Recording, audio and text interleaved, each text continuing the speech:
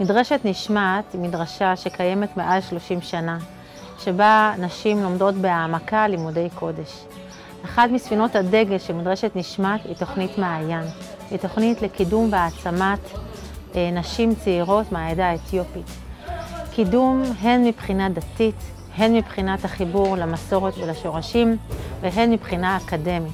אנחנו מלווים את הבנות שלנו במהלך התואר שלהם. הן לומדות מגוון תחומים, ואנחנו מלווים אותם עד סיום התואר ועד השמה בשוק התעסוקה. שמנו לב שהבוגרות שלנו הם מודל לחיקוי. הן בנות שכדאי מאוד שנוער העדה האתיופית יקבל מהם השראה, ולכן החלטנו להקים את מדרשת מסע. במדרשת מסע אנחנו מאמינים בלמידה על ידי חוויה. הייחודיות של הסדנאות שלנו בשילוב של הרבה מאוד אמצעים, תנועה בגוף, ציור, מוזיקה, שימוש בנרות, כתיבה, תנועה, לימוד על ידי מקורות, דרמה. הבנות חוות חוויות מאוד מאוד עמוקות ומשמעותיות, יוצאות קשר עמוק עם המדריכות, וכשהן יוצאות הן תמיד שואלות מתי הפעילות הבאה.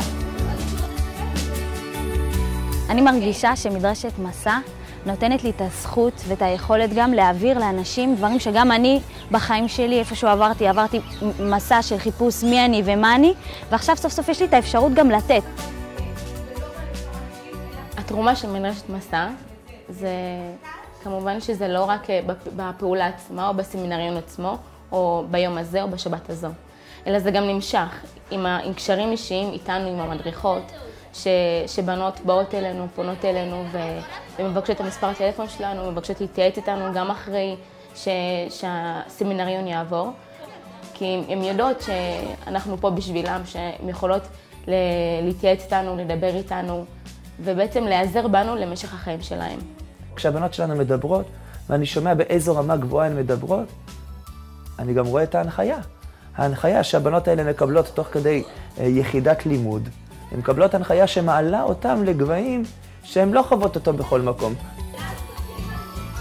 בסיוע המסור של הרבנית הנקין, ראש מדרשת נשמת, אנחנו מצליחים להרים את מדרשת מסע, שבה אנחנו מעבירים סמינריונים בכל רחבי הארץ לאולפנות ותיכונים לבנות העדה האתיופית.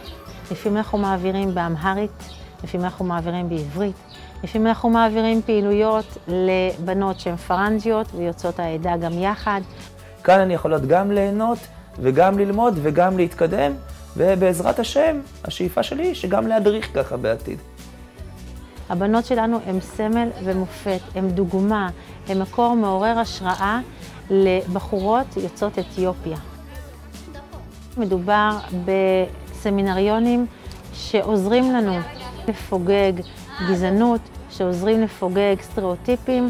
הדברים הללו מאוד מאוד חשובים, לא רק עבור בנות העדה האתיופית, אלא עבור עם ישראל כולו.